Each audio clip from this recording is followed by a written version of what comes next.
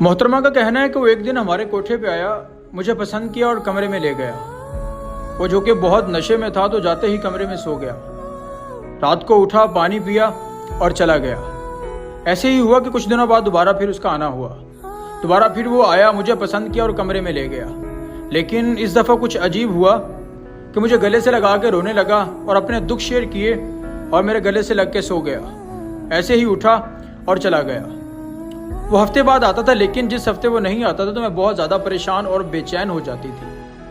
اب کہ وہ 2 ہفتے بعد آیا جب تو مجھے کہنے لگا کہ میں تم سے شادی کرنا چاہتا ہوں۔ میں اس کی اس بات کو مذاق سمجھی اور آگے سے ہنسنے لگ گئی۔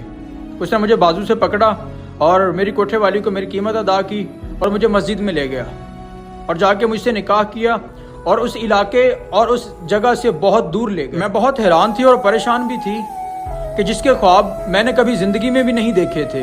اور میں نے کیا، ایک طوائف جس کے کبھی بھی خواب نہیں دیکھتی ہے کہ اس کا اپنا گھر ہوگا، اس سے کوئی محبت کرنے والا ہوگا، اسے پیار کرنے والا ہوگا، زمانے میں اس کی عزت ہوگی۔ وہ سب کچھ جو کبھی سوچا نہیں تھا وہ ہو رہا تھا، لیکن وہ صرف اس انسان کی بدولت تھا۔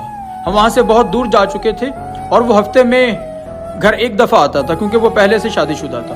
بہت اچھی زندگی گزر رہی تھی۔ ایک دفعہ ایسا ہوا کہ کافی ٹائم گزر چکا تھا، وہ گھر نہیں آیا۔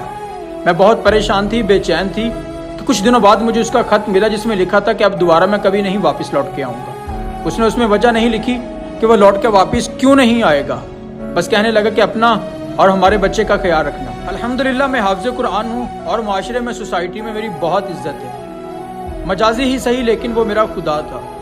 آج تک میں وجہ نہ جان پائی، نہ اس نے کبھی بتائی کہ وہ واپس لوٹ کر کیوں نہیں آئے گا، اس نے ایسا کیوں کیا۔